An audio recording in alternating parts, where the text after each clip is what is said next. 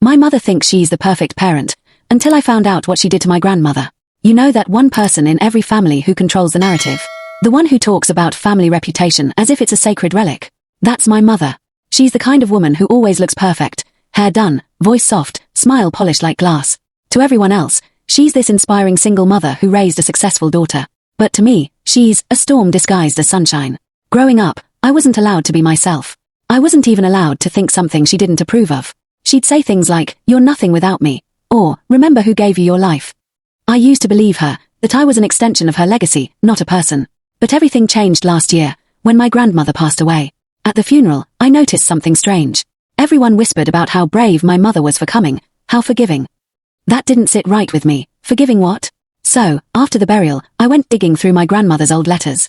I found a box tied with a faded red ribbon, hidden behind her sewing kit. Inside were letters, long, tear-stained letters written to my mother decades ago. My grandmother was begging her to come home, apologizing for something that didn't make sense, saying, "I didn't mean to keep the truth from you. You deserve to know where you came from."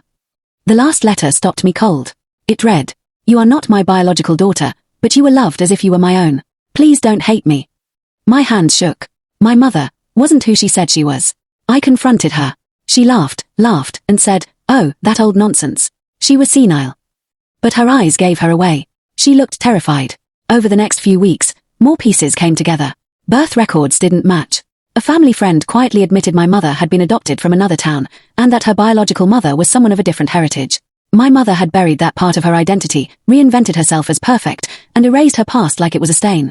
And that's when I realized, her obsession with control, her constant image-perfect parenting, it all came from fear.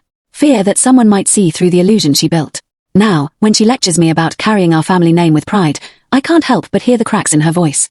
Because deep down, she's still that scared little girl, desperate to belong to a family she once betrayed to protect her own lie. Sometimes I wonder if she ever looks in the mirror and sees the truth staring back. Because now I do.